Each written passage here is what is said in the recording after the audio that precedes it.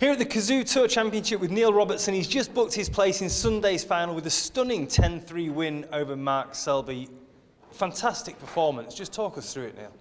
Yeah, it was really good just from the start, really. You know, it's important to kind of stamp your authority whenever possible, and I pounced on just a couple of you know, minor mistakes that Mark made, but you know, my safety was great. The long potting was really good. Like the long potting, I think, really kind of put his safety to the test, and anything where he left me with my hand on the table, I was able to knock it in and knock in some really big breaks, and I just, you know, seemed to carry that through tonight. Again, you know, pounced on a couple of small mistakes he made, and yeah, you know, look, Mark's made some unbelievable comebacks in his career, so it's important to sort of keep the foot down and make sure you can finish the job.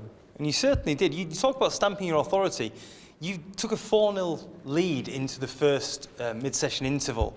Not many players can do that against Mark, and it seemed to really knock him. Yeah, yeah, and then he, I think he came out there. He got it back to 4-2, and then, you know, and then I'm thinking, all right, like, you know, just make sure you're trying to win one of these two frames to make sure you got a lead going into tonight, which would be good.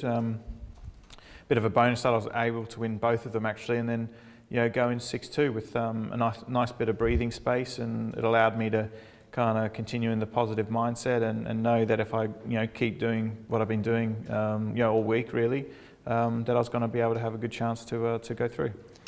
And that's now 5 out of 6 semi-finals against Mark that you've won. He's going to start to not like being in your half of the drawing competitions, isn't he? Yeah, but look, you know, it'll only motivate him to try harder next time as well. So. Look, we're very good friends, and you know, even just all parts of the match, he's sort of like just we're chatting non-stop. You know, he just likes to chat. Doesn't matter who he's playing, he just likes talking, and so yeah, you just got to roll with it. And you know, next time he's going to be more motivated, because you know I would be too if I listened to a few matches to someone, I'd be extra motivated as well. But you just have to accept that with competitive sport, and yeah, on the table you want to beat each other like you know, nothing else, but then, you know, away from it, it's all forgotten.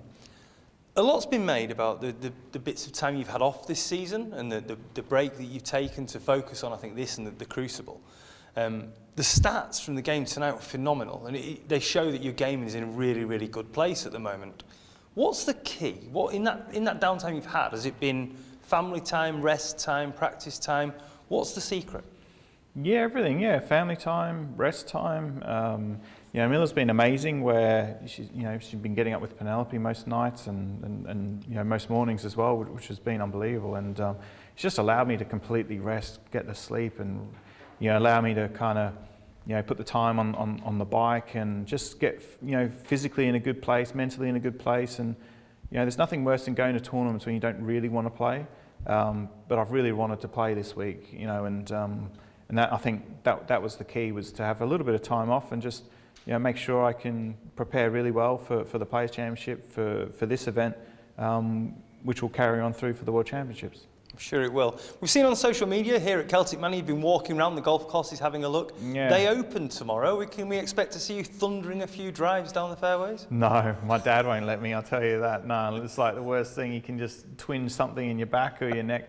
I'll gladly watch, you know, Ken and Stephen if they're having a round tomorrow. I'll be Stephen's caddy or something like that. It's some walk though, isn't it, up that steep hill there? So that can make you tired as it is. But yeah, it's an amazing course. I mean, I just had a little look yesterday, and you know, the green is just like as rolly and hilly as anything. I said on Instagram I'll be like Happy Gilmore on that, like 10 putts. So. Yeah, it would be nice actually to maybe like have a go on the green or something to try and putt one of those crazy putts. But yeah, it's hopefully it's a nice day tomorrow, and maybe a couple of the guys are playing, and I can just like tag along and watch. Happy days. So it's Ronnie O'Sullivan or Barry Hawkins in the final on Sunday.